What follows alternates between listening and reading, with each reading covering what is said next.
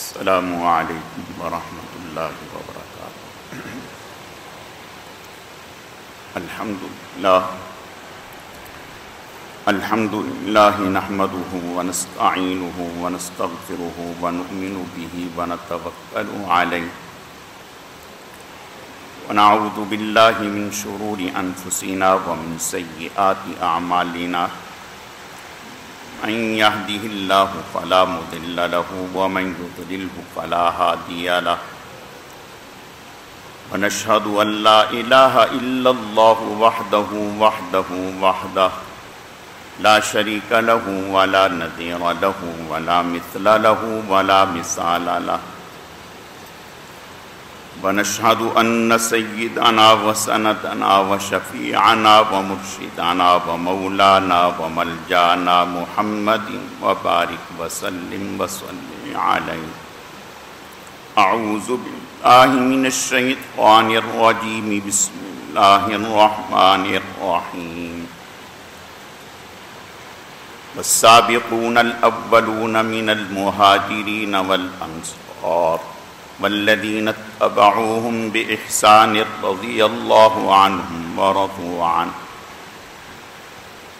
صدق الله مولانا العظيم وبلغنا رسوله النبي الكريم، ونحن على ذلك لمن الشاهدين والشاكرين، والحمد لله رب العالمين۔ اللهم صل على روضة محمد في الرياض، وصل على بلد محمد في البلاد، وصل على قبر محمد في القبور، وصل على جسد محمد في الأجساد، وصل على روح محمد في الأرواح۔ گرامی قدر معزز حاضرین، میرے واجب الاحترام بزرگوں اور عزیز نوجوان ساتھیوں، میں نے آپ کے سامنے قرآن مجید فرقان حمید میں سے ایک آیت کریمہ تلاوت کی ہے۔ رب ذوالجلال سے دعا ہے کہ وہ ذات بزرگ و برتر مجھے اس کی روشنی میں صحیح صحیح کہنے کی اور سمجھانے کی توفیق عطا فرمائے۔ پھر اللہ رب العزت کی ذات اس مختصر وقت میں جو کچھ کہا سنا جائے، اس کہنے سننے کو محض اپنی رضا کے لیے اپنی بارگاہ میں قبول و منظور فرمائے، ہم سب کی نجات اور ہدایت کا، مغفرت کا ذریعہ اور سبب بنائے۔ میری آج کی مختصر گزارشات کا موضوع اور عنوان حسنین کریمین رضی اللہ تعالی عنہما، ان کی عظمت اور منقبت ہے، یہ عنوان ہے۔ اسی سے متعلق چند باتیں عرض کرنی ہیں۔ اللہ رب العزت صحیح صحیح کہنے کی، سمجھانے کی، سمجھنے کی، عمل کرنے کی توفیق عطا فرمائے۔ یہ شخصیات امت کے بہترین لوگ کہلاتے ہیں، بلکہ امت کے بہترین لوگوں کے سردار کہلاتے ہیں۔ امت کے بہترین لوگ تو وہ ہیں جنہیں اللہ تعالی اپنی رضا والی نعمت، جنت والی نعمت عطا کرتے ہیں، وہ امت کے بہترین لوگ ہیں۔ تو جو ان کے سردار ہیں وہ حضرت حسن اور حسین رضی اللہ تعالی عنہما، اور آپ صلی اللہ علیہ وسلم کے نہایت محبوب، بلکہ آپ صلی اللہ علیہ وسلم نے یہ دعا فرمائی، اے اللہ میں بھی اس سے محبت کرتا ہوں، آپ بھی ان سے محبت کیجیے، اور فرمایا کہ جو ان سے محبت کرے آپ ان سے محبت کیجیے۔ حضرت حسن رضی اللہ تعالیٰ عنہ 3 ہجری میں 15 رمضان المبارک کو ان کی ولادت ہوئی۔ 47 سال کی عمر میں 49 ہجری میں ربیع الاول کے مہینے میں زہر کے ذریعہ سے حضرت حسن رضی اللہ تعالی عنہ کی شہادت ہوئی، یعنی حضرت حسین رضی اللہ تعالی عنہ کے جو بڑے بھائی تھے حضرت حسن رضی اللہ تعالی عنہ، ان کی شہادت 49 ہجری میں 47 سال کی عمر میں ربیع الاول کے مہینے میں زہر سے ہوئی۔ انہیں زہر دیا گیا جس سے ان کی شہادت واقع ہو گئی۔ حضرت حسین رضی اللہ تعالیٰ عنہ شعبان کی 5 تاریخ یعنی 5 شعبان کو 4 ہجری حضرت حسین رضی اللہ تعالیٰ عنہ کی ولادت ہوئی، اور 61 ہجری میں 56 سال کی عمر میں حضرت حسین رضی اللہ تعالیٰ عنہ شہید ہوئے، اس دنیا سے تشریف لے گئے۔ حضرت عباس رضی اللہ تعالیٰ عنہ، ان کی اہلیہ ام فضل رضی اللہ تعالیٰ عنہ ایک دن حضور صلی اللہ علیہ وسلم کے پاس آئیں اور بہت افسردہ پریشان، اور فرمانے لگیں یا رسول اللہ صلی اللہ علیہ وسلم، میں نے ایک خواب دیکھا ہے، اس خواب نے مجھے بہت ہی پریشان کر دیا۔ آپ نے فرمایا کہ اچھا بتاؤ خواب کیا ہے؟ اب خواب بتانے میں ہچکچا رہی ہیں، کہہ رہی ہیں یا رسول اللہ صلی اللہ علیہ وسلم ہمت نہیں ہو رہی کہ میں اس کو بتاؤں، بیان کروں۔ آپ نے فرمایا نہیں بیان کرو، بتاؤ۔ کہا یا رسول اللہ صلی اللہ علیہ وسلم میں نے خواب یہ دیکھا ہے کہ آپ کے جسم کا ایک حصہ کاٹا گیا اور اسے میری گود میں دے دیا گیا، یہ میں نے خواب دیکھا ہے۔ آپ صلی اللہ علیہ وسلم مسکرا دیے، فرمایا اچھا یہ تو بہت اچھا خواب ہے، بہت مبارک خواب ہے۔ آپ نے ارشاد فرمایا اللہ تعالیٰ میری صاحبزادی فاطمہ کو بیٹا عطا فرمائیں گے، بیٹا عطا فرمائیں گے، اور وہ بیٹا پھر آپ کی گود میں ڈال دیا جائے گا، یہ اس کی تعبیر ہے۔ خوش ہو گئیں۔ اللہ نے اس تعبیر کے مطابق حضرت فاطمہ الزہرا رضی اللہ تعالی عنہا کو صاحبزادے والی نعمت سے نوازا۔ صحابہ کرام رضوان اللہ علیہم اجمعین تو سبھی ذی قدر اور ذی احترام ہیں، لیکن یہ حضرات حسنین کریمین یہ وہ لوگ ہیں جنہوں نے کفر کا زمانہ نہیں دیکھا، ورنہ تو صحابہ کرام رضوان اللہ علیہم اجمعین کوئی 25 سال کی عمر میں اسلام لایا، پہلے کفر میں تھا، کوئی 40 سال کی عمر میں اسلام لایا، پہلے کفر میں تھا، کوئی 29 سال کی عمر میں اسلام لایا، پہلے کفر میں تھا، یعنی کفر سے اسلام میں آئے۔ یہ مقدس شخصیات وہ ہیں جنہوں نے کفر کا زمانہ نہیں دیکھا، بلکہ جب اس دنیا میں آئے تو ان کی نگاہوں نے وہ چہرے دیکھے جو کائنات میں سب سے زیادہ اللہ کو محبوب ہیں۔ وہ چہرے دیکھے، رسول اللہ صلی اللہ علیہ وسلم کا چہرہ دیکھا، فاطمۃ الزہرا رضی اللہ تعالیٰ عنہ کا چہرہ دیکھا، حضرت علی رضی اللہ تعالیٰ عنہ کا چہرہ دیکھا۔ یہ وہ شخصیات ہیں، اور پھر یہ وہ شخصیات ہیں جن کا نام اللہ کے حکم سے جناب رسول اللہ صلی اللہ علیہ وسلم نے رکھا۔ جب بڑے صاحبزادے حضرت حسن پیدا ہوئے تو آپ صلی اللہ علیہ وسلم نے حضرت علی رضی اللہ تعالیٰ عنہ سے فرمایا کہ آپ نے کوئی نام تجویز کیا ہوا ہے، سوچا ہے؟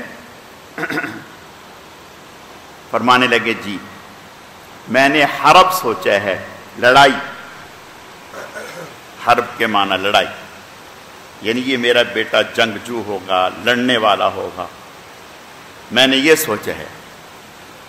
آپ نے فرمایا نہیں، یہ میرا بیٹا حسن ہوگا، حسن ہوگا۔ پھر دوسرا بیٹا پیدا ہوا حضرت حسین رضی اللہ تعالیٰ، آپ نے حضرت علی سے فرمایا علی، جی یا رسول اللہ، فرمایا کوئی نام سوچے ہے؟ جی یا رسول اللہ، حرب، جنگجو۔ آپ نے فرمایا نانا یہ میرا بیٹا حسین ہوگا۔ پھر اللہ نے تیسرا بیٹا عطا کیا، آپ نے فرمایا علی کوئی نام سوچا ہے؟ جی یا رسول اللہ، کیا؟ حرب، حرب۔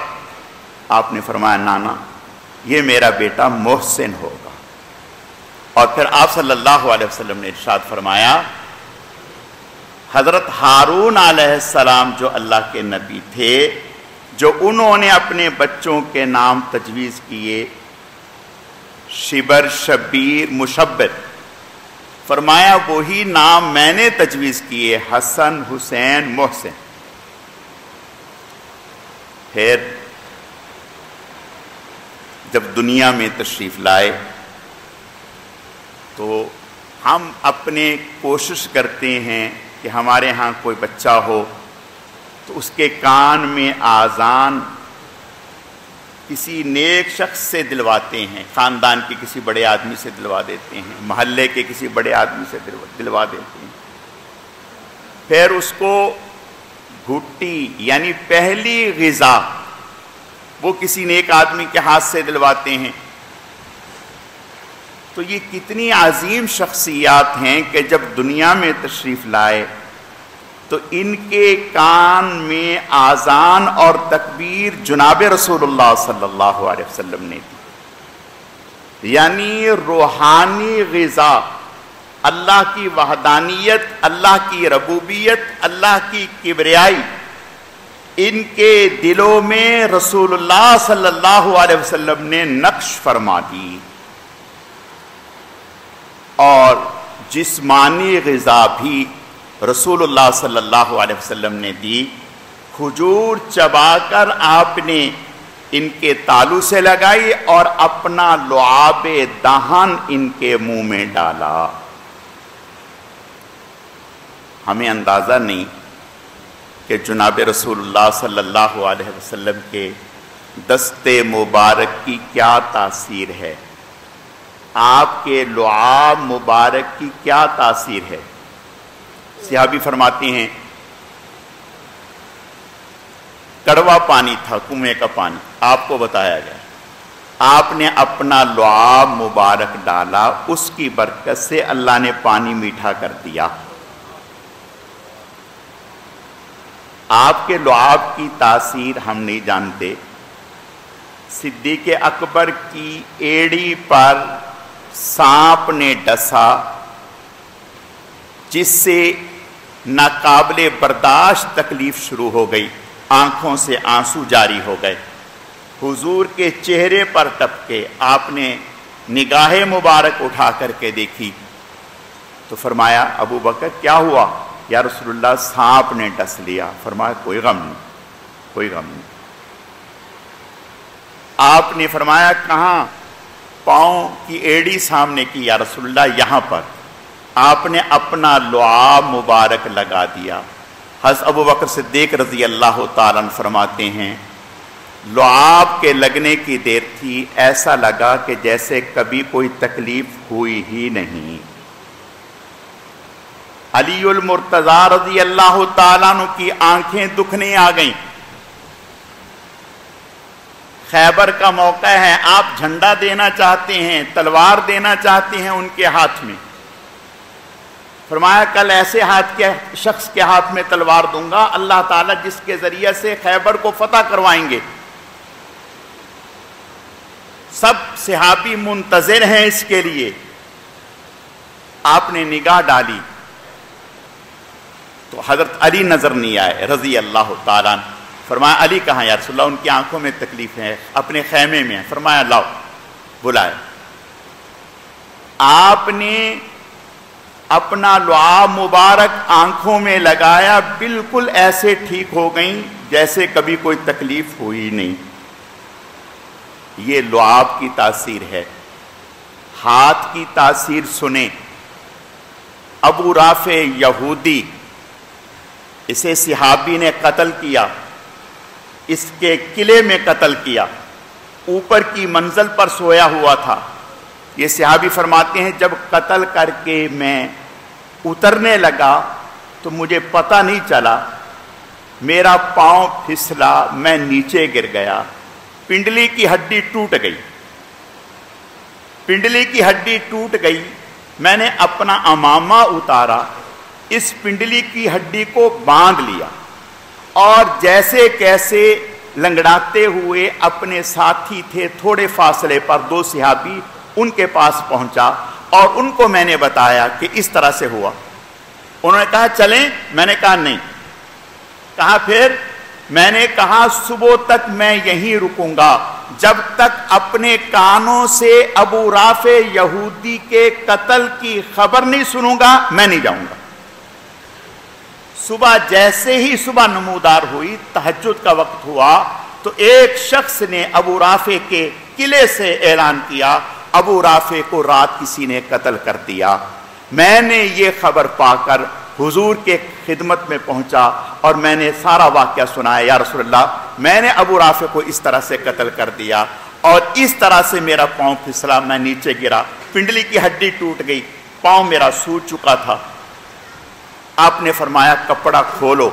فرماتے ہیں جیسے میں نے کپڑا ہٹایا، آپ نے یوں میرے پنڈلی پر ہاتھ پھیرا، کہاں گئی سوج، کہاں گئی درد، کہاں گئی تکلیف، ایسے لگا جیسے کبھی اس کو کوئی تکلیف پہنچی ہی نہیں۔ یہ اللہ نے اپنے نبی صلی اللہ علیہ وسلم کی ہاتھ میں تاثیر تھی۔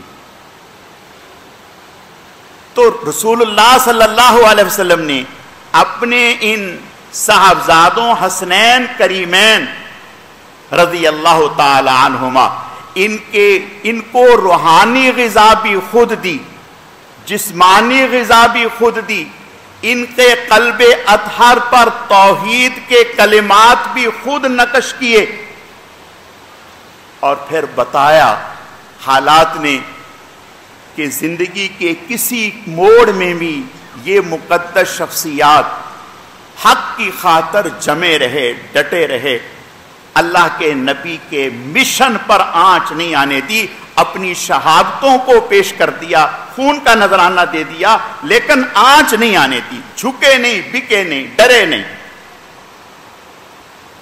صرف یہی نہیں، یہی وہ مقدس شخصیات ہیں، چار لوگ جنہیں کم عمری میں، یعنی جب آپ صلی اللہ علیہ وسلم کا وصال ہوا اس وقت حضرت حسین رضی اللہ تعالیٰ عنہ کی عمر 6 سال 7 ماہ کی تھی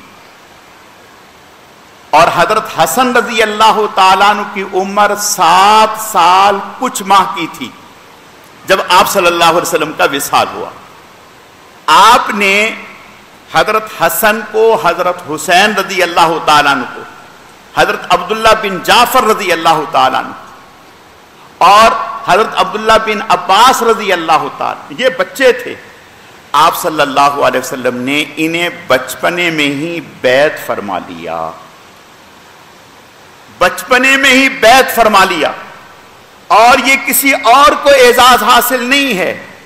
آپ صلی اللہ علیہ وسلم بڑی عمر کے لوگوں کو بیعت فرماتے تھے، یا تو کفر سے اسلام میں داخل کرنے کے لیے بیعت فرماتے تھے، یا توبہ کے لیے بیعت فرماتے تھے، یا آپ صلی اللہ علیہ وسلم ہجرت کے لیے بیعت فرماتے تھے، یا آپ صلی اللہ علیہ وسلم جہاد کے لیے بیعت فرماتے تھے.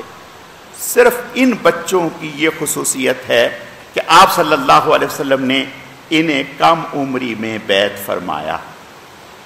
اور پھر آپ صلی اللہ علیہ وسلم ایسی محبت، ایک دفعہ انہیں آپ نے کندھوں پر اٹھا رکھا تھا تو صحابی دیکھ کر کہنے لگے ان بچوں سے مخاطب ہو کر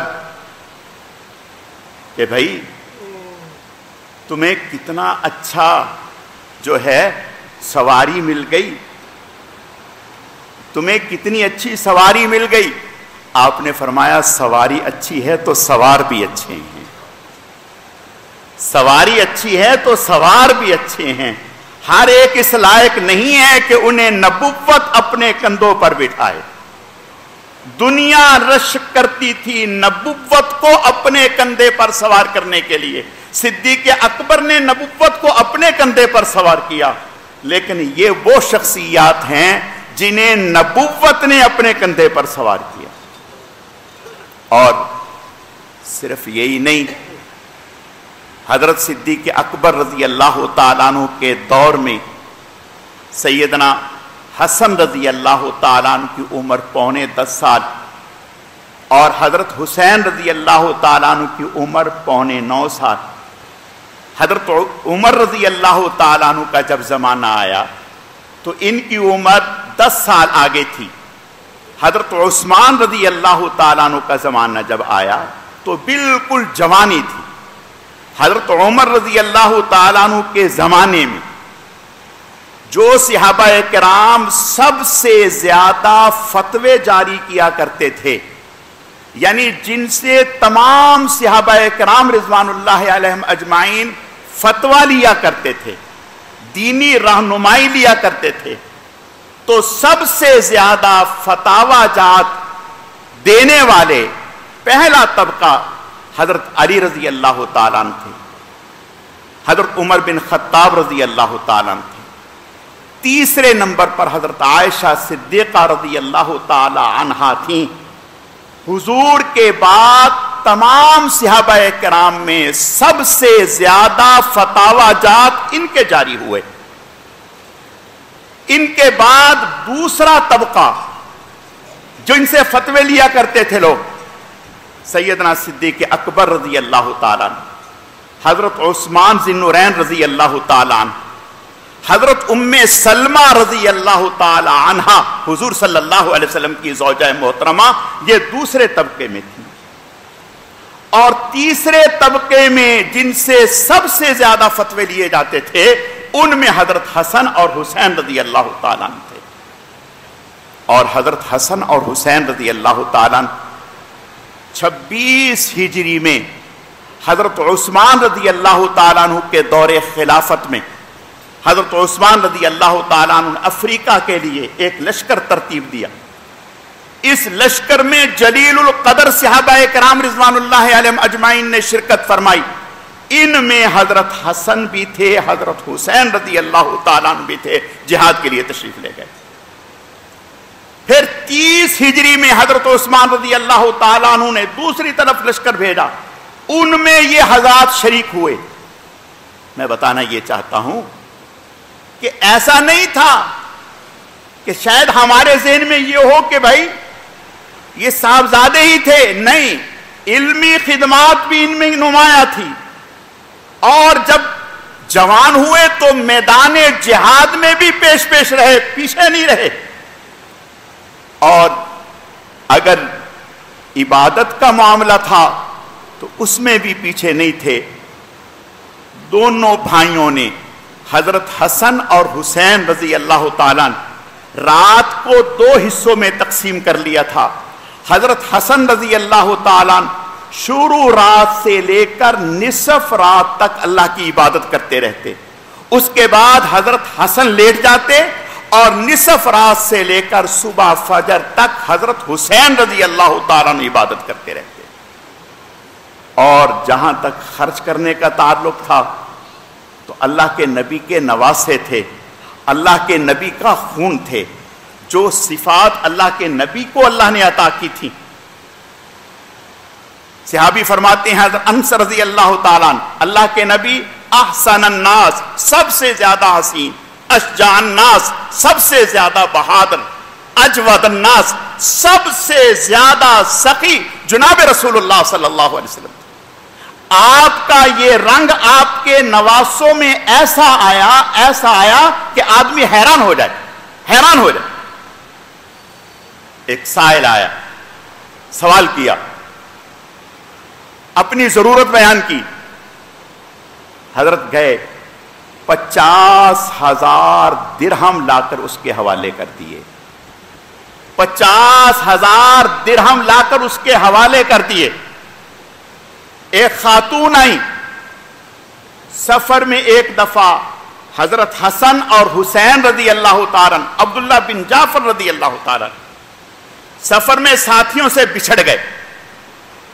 اب بچھڑے تو تینوں ہیں, بھوک پیاس پریشان, ڈھونڈتے ڈھونڈتے ایک جھونپڑا نظر آیا.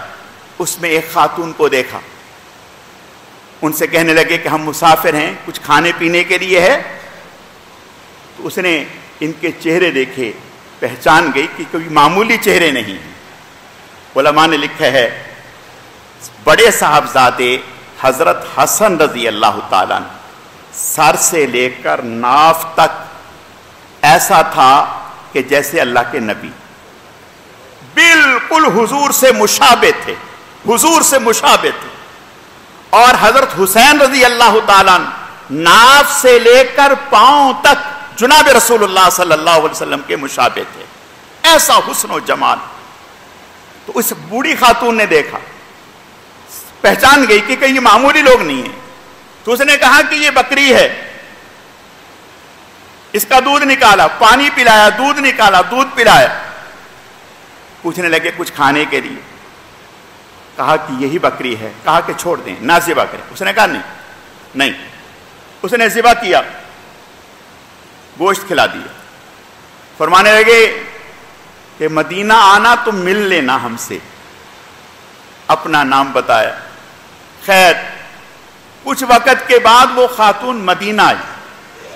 جب مدینہ آئی, حضرت حسن رضی اللہ تعالیٰ نے دیکھ لیا. ایک بہت بڑا بکریوں کا ریوڑ حضرت حسن نے اپنی طرف سے دیا. پھر حضرت حسین کے پاس بھیجا. حضرت حسین نے ایک بڑا بکریوں کا ریوڑ خریدا اور اپنی طرف سے ہدیہ کر دیا. حضرت عبداللہ بن جعفر کے پاس آئیں. حضرت عبداللہ بن جعفر نے جتنی بکریاں دونوں حضرات نے دی تھی, اکیلوں نے اتنی بکریاں دے دی. حضرت حسن رضی اللہ تعالیٰ تین مرتبہ پورے گھر کی دولت, سب حتیٰ کہ پاؤں کے موزے, جسم کے کپڑے اللہ کے راستے میں صدقہ کر دیا. 1 ٹکا بھی بچا کے نہیں رکھا. کیسے عظیم المرتبت لوگ تھے. 25 حج پیدل کیے, 25 حج پیدل کیے. اور فرماتے ہمیں شرم آتی ہے کہ ہم اللہ کے گھر میں اللہ کی ملاقات کے لیے جائیں اور سوار ہو کر کے جائیں. میرے عزیزو, یہ ہمارے اکابر تھے, یہ ہمارے رہنما تھے. ان کی محبت ہمارے ایمان کا حصہ ہے. لیکن ان کی محبت کا تقاضا کیا ہے؟ ان کی محبت کا تقاضا یہ ہے کہ ہم ان کی سیرت کو اپنانے والے بن جائیں, ان کے کردار کو اپنانے والے بن جائیں. جیسے یہ عبادت کا ذوق رکھتے تھے, یہ عبادت کا ذوق ہم میں آ جائے. جیسے یہ اللہ کے راستے میں خرچ کرنے کا ذوق رکھتے تھے, اللہ کے راستے میں خرچ کرنے کا ذوق ہم میں آ جائے. جیسے اللہ کے راستے میں جان لٹانا, قربان ہونا, جہاد کرنا ان حضرات کا ذوق تھا, یہ ذوق ہمارے اندر آ جائے. علم دین کو حاصل کرنے کے لیے جو جذبہ ان حضرات کا تھا, یہ جذبہ ہمارے اندر آ جائے. बड़ों का अदब व एहतराम जो इन शख्सियात ने हमें समझाया वो हमारे अंदर आ जाए तो फिर तो हम हुसैनी हैं, फिर तो हम हुसैनी हैं। मेरे अजीजों, अगर इन अकाबिर के नक्शे पाक को छोड़कर हम कहें कि हम हुसैनी और मुहम्मदी बन जाएं, ये ख्यालस्तो मुहालस्तो जुनू, मेरे अजीजों ऐसा नहीं होगा। अगर हम चाहते हैं कि हम सही मानों में हुसैनी बन जाएं, सही मानों में हसनी बन जाएं, तो मोहम्मदुर रसूलुल्लाह के दर के गुलाम बन जाएं, अहले बैत के दर के गुलाम बन जाएं। अहले बैत की मोहब्बत अल्लाह के कुरान का हुक्म है, अल्लाह के कुरान का हुक्म है, अल्लाह के नबी का हुक्म है। अहले बैत की मोहब्बत अपने ईमान का हिस्सा बना लें, कुछ भी हो अहले बैत पर आंच ना आने दें। यह हमारा ईमान है। जब हम इन शख्सियात से मोहब्बत करेंगे तो अल्लाह के महबूब बन जाएंगे। अल्लाह रब्बुल इज्जत समझने की, अमल करने के तौफीक अता फरमाए।